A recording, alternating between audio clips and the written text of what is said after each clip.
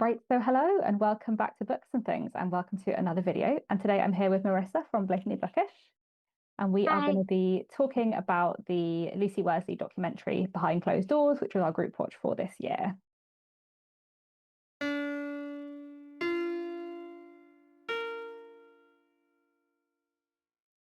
So we have just finished watching the documentary about 5 minutes ago. So what did you think, Marissa? I really enjoyed it. I mean, I've read the accompanying book that goes with it.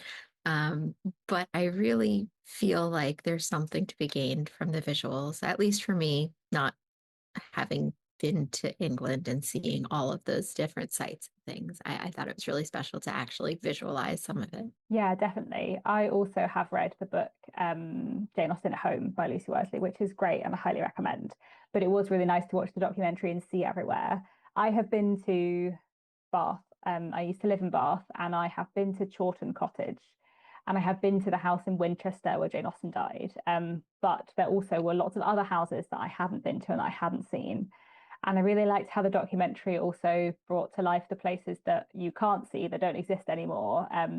There's this bit where Lucy Worsley and an archaeologist are walking around the field that used to be Steventon, the house where Jane Austen grew up, and they project onto it a outline, a floor plan of the house and where the rooms would be and stuff, which I thought was really cool. That was really nice to see because we can't go and visit Steventon; it doesn't exist anymore. That house isn't there, but it was really nice to see, yeah, the what the shape and size of it would have been on the landscape. I thought that was really nicely done. Yeah, I mean, they really brought places to life, and you could Mm. see the modern day place and kind of imagine what it was like in comparison to um, Jane Austen's time, which I thought was really exciting. Yeah, I don't know how familiar you are with, I mean, obviously you're very familiar with Bath, but yeah, it might be different for you, I think, just having been able to visit some of those sites as well. yeah, it's always interesting with those kind of documentaries because a lot of the like really big houses still look really grand and stately inside because they haven't been modernized. They're now museums or whatever, um, or National Trust properties. But obviously, like the house in Bath where Jane Austen lived, Lucy Worsley is going around it, and it's now a holiday home and it's modernized and everything. And Bath is just full of really old buildings with really modern interiors. And it's quite interesting, like seeing, yeah, that juxtaposition, but also trying to imagine Jane Austen there, when lots of the buildings were the same, but so many other things have changed. Yeah, I think it's so cool that you can actually stay in Yeah. the place that she lived. I wonder how expensive it is. How I'm much sure Jane it's Austen, very yeah, expensive. yeah, Yeah. probably ranks up. I mean, Bath's quite expensive anyway to stay in, but they must really, yeah, hike up the price that Jane Austen used to live there. I also thought it was really interesting how different the different stages of her life were. Like Mm. she inhabits such an interesting class position. And I knew that, like I've read about that, but you really get to see that when you see visually the different houses and Yeah, experiences she lived in. Like when they were showing Steventon and describing it, I mean, obviously the house wasn't there, but you could see how rural it was. Um, I really felt like they were describing Pride and Prejudice a little bit, and Longbourn. And it was just so distinct from, an experience at Bath. Like Bath is yeah. clearly a city, um, even though it's, modern day Bath, all of those buildings are so old. They've been there since Jane Austen's time, I think. It's not like it's built up that much more, at least the parts they were showing us, I don't Yeah, think. so a lot of Bath is Georgian, and it is a like UNESCO protected site. So if you build a new building in Bath, you do have to build it in the style of Georgian buildings. So some of the buildings might not be as old as they look, but like a lot of them are.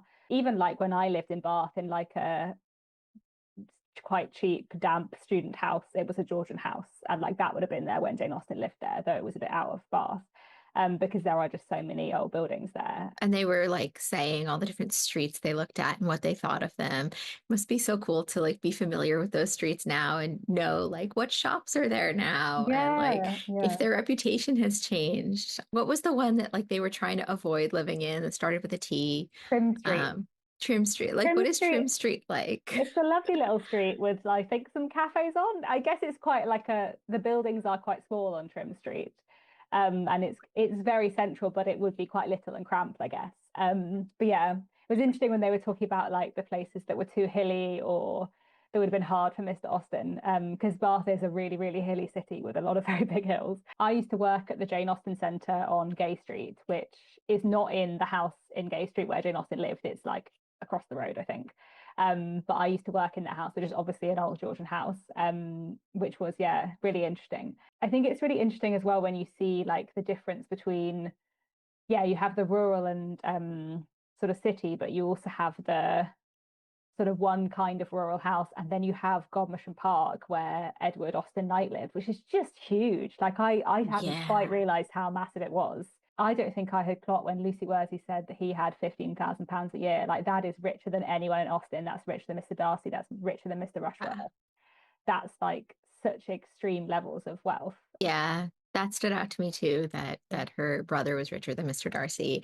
And also just like the difference is she got to stay there, but she also was doing essentially not quite farm work, but growing up for the first 25 years of her life at Steventon, she was doing like basic household chores a little bit and things like that. Yeah. Um, and just the vast differences at different stages in her life. Yeah, and that she went to Godmersham Park to stay with family, but also she helped look after the kids and was friends with the governess because she wasn't really on that like level. Exactly. Yeah, that sort of really nebulous class position I think is quite interesting.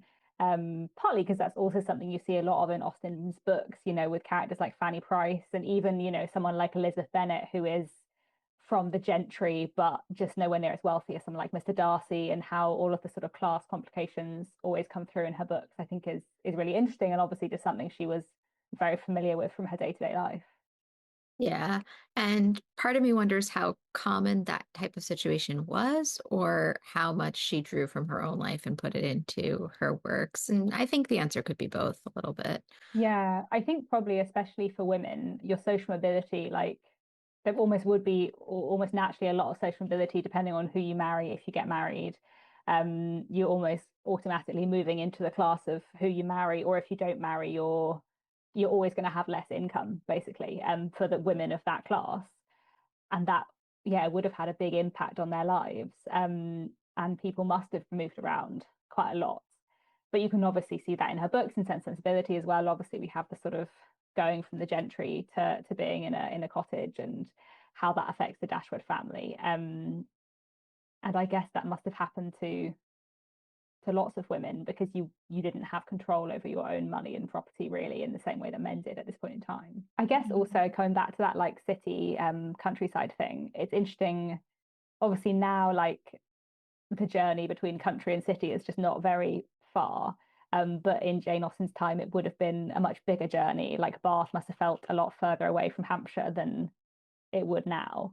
In the days before trains, it must have felt like a much bigger, yeah, an even bigger, starker distinction, I suppose. Yeah, because I mean, you see on a map, she didn't actually travel that far in her Yeah, life. Like, she never went up to the very north of England or anything like that. She stayed kind of in that yeah, it's all the south. Yeah, but it must have felt like she traveled a lot and experienced a lot of the country, yeah, to her at least. Yeah. yeah. I always find it interesting whenever they go on like to stay with people in an Austen novel, and they always go and stay with someone for like 6 weeks, which just seems like a really weird amount of time now to go and stay with someone. But obviously, if you're at leisure, as it were, and you don't work, then you can. But also, if it takes several days to travel anywhere, then you do go somewhere for like 6 weeks, 2 months, rather than a weekend or a week.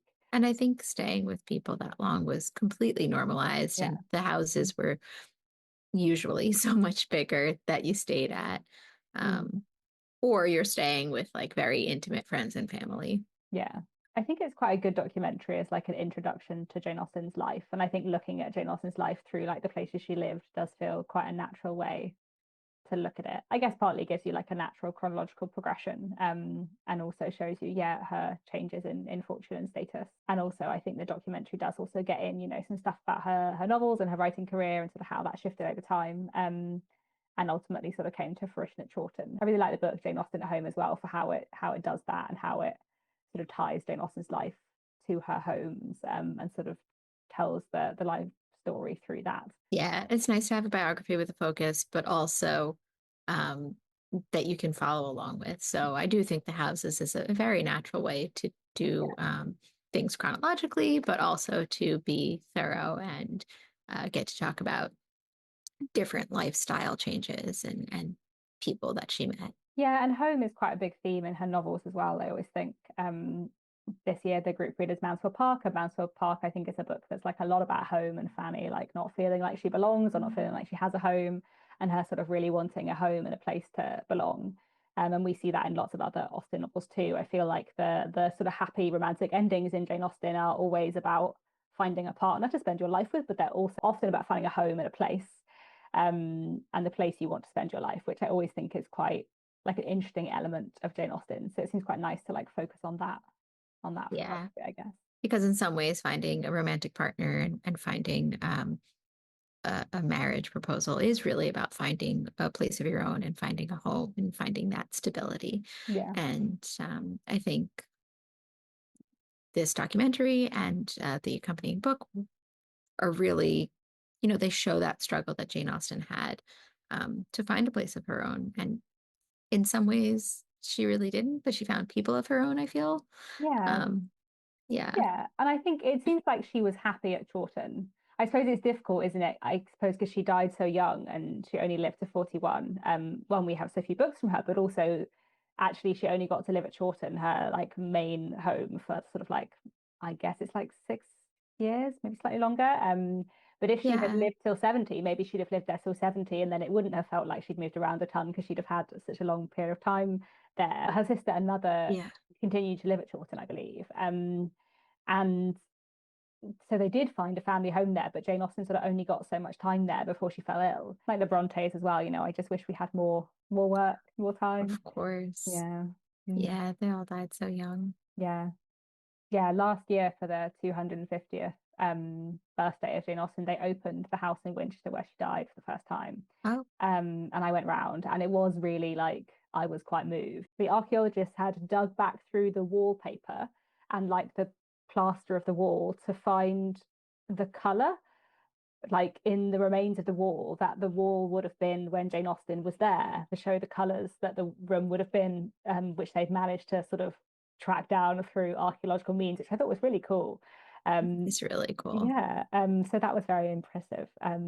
Yeah, and that's a very, very little house. Like I feel like all of the sort of Georgian buildings you usually see that people of Jane Austen's class lived in are not like normal sized houses, and the place where she died in Winchester is just like a normal sized house. It's quite a small terraced house. And I can't remember how much of it they had. Well, they were talking about how small it was and how, they really just took the accommodations to be close to a Yeah, doctor and everything. So it wasn't like the kind of place they envisioned themselves really living in so much yeah, they as weren't there to stay. Yeah. getting her help or letting her die. Yeah, yeah. But Chawton itself is lovely, and like Chawton Cottage is really nice, and you can imagine that Jane Austen would have been happy there writing with her writing desk, and it seems like, yeah, like it would have been a Yeah, good place to be. it seems like it. It was nice to see it because I mean, I've only seen photos and things, but Mm. it was nice to see a video of it.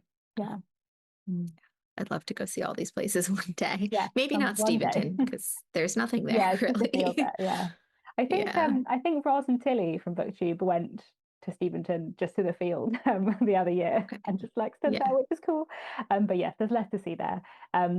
Whereas Chawton, there is a lot to see. And that's really lovely and has been really like nicely kept and stuff. Chawton House, where which Edward Austen Knight owned, I don't think you can go into all the time, but you can look at it from the outside, and that's very beautiful and big as well. But I'd quite like to see Godmersham Park, because that looked incredible. I don't know whether you can go round. I think maybe she said that was a medical Yeah, college I or something now. can't remember. Didn't you Um, say it was actually like an optometry school or yeah, something? that was it. Yeah. Yeah. Which is quite cool, I guess. Um, Yeah. yeah, yeah. But yeah, that looked very, very impressive indeed. Kind of forget, seems bizarre that one family could live in somewhere that giant. And obviously they had a lot of staff as well. But yeah. Yeah. They had a lot of Yeah. staff and they had plenty of people visiting all the time. It must have been strange for Jane, like the position of her brother Edward, because it's just so different from the rest of the family. And he was really sort of elevated up outside of the social sphere as the rest of them. Yeah, Yeah. and probably had a lot of inspiration from Mansfield Park in that. Yeah, definitely. Yeah. um, Yeah. yeah, so it must have been a strained relationship, I would imagine, because of the class aspect of it and because they didn't really grow up together so much. Yeah, I think Edward left home to live with the Knights when he was like 12 or something. And I can't remember how much younger Jane Austen Mhm. was than him, but quite a bit younger, I think, because he's the third child and she's the seventh child. So there must be a good chunk of years between them. So she wouldn't have really grown up with him. Have you read Godmersham Park by Jill Hornby? I have, Yeah, yes. yeah. Yeah, It was nice to it see was. Godmersham Park after having read that book. Yeah. Yeah, it Mm. was. And it really does make sense now, her relationship with the governess Yeah. and all of that, especially, what we were saying that like what was her relationship like with her brother Yeah. um and his family. I mean, obviously she had one, but like I can imagine it wasn't as close as she was with some other people in her life. Yeah. And obviously, like Edward did give them some financial support, and eventually they settled at Chawton, which he owned. But like they obviously had lots of years where he wasn't giving that financial support, even though he was so wealthy. So how much tension there was there, I don't know. Yeah. Yeah, who can say? And how much he would have been expected or not expected to support them, I don't know. I guess he also had like 13 children or something ridiculous of his own. I can't remember, but he had a lot of children. I can't remember how many nieces and nephews Jane Austen had, but it's like I think it's more than 30 or something. There's a lot of them.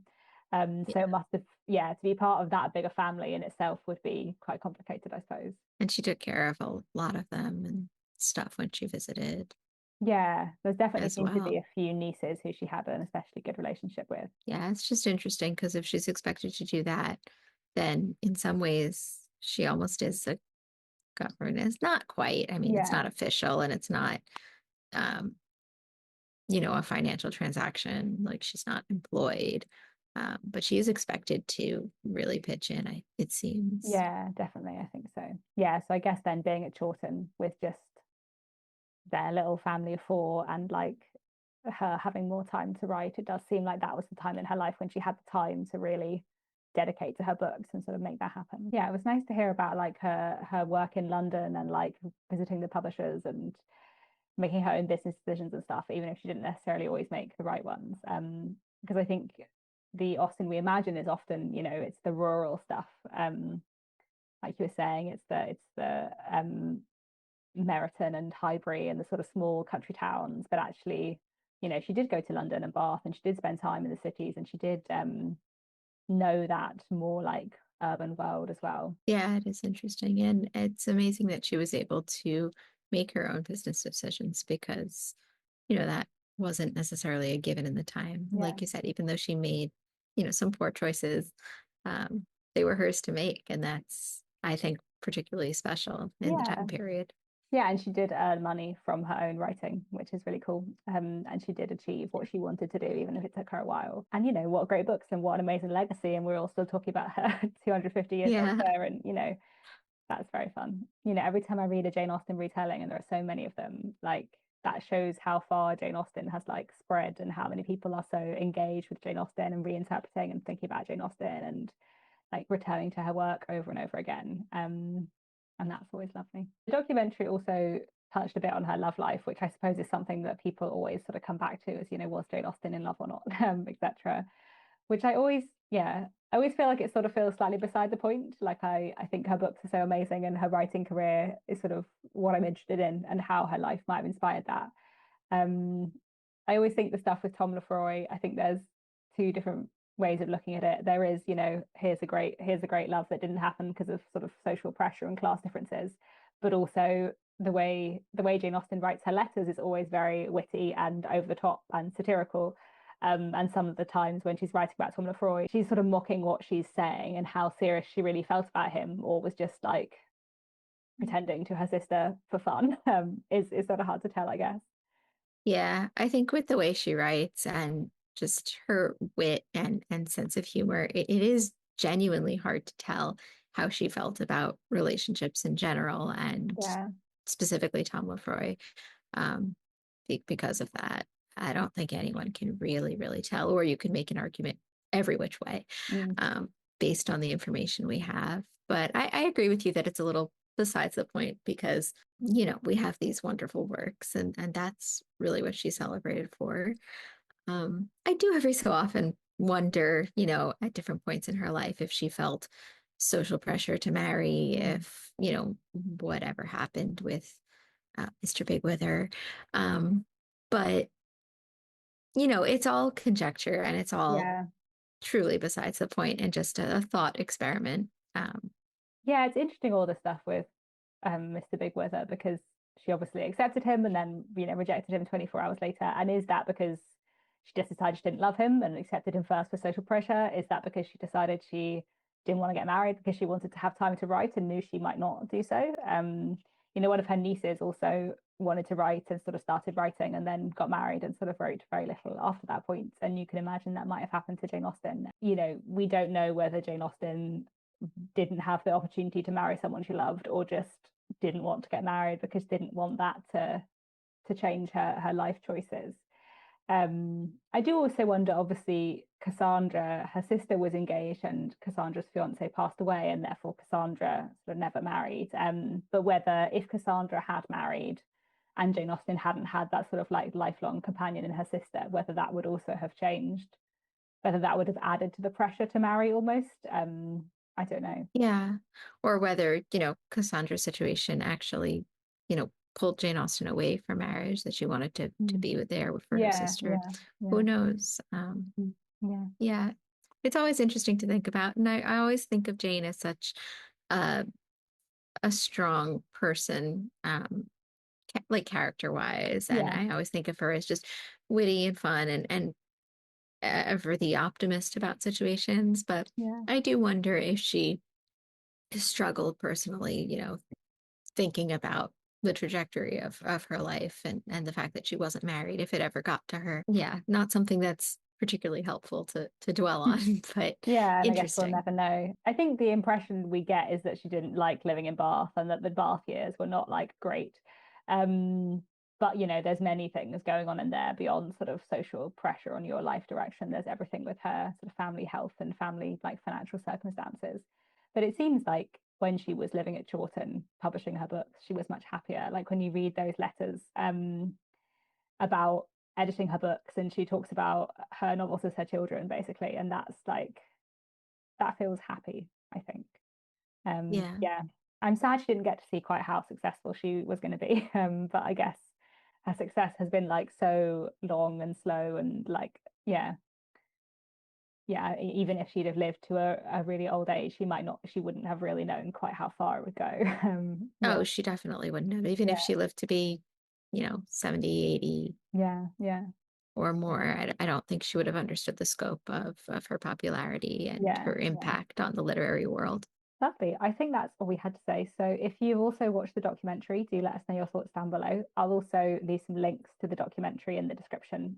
If you haven't seen it yet, it's available on iPlayer in the UK and it's available on YouTube elsewhere, in some places in BritBox, I think too. But yeah, thank you very much for watching. Let us know your thoughts down in the comments. And otherwise, I'll be back very soon with another bookish video.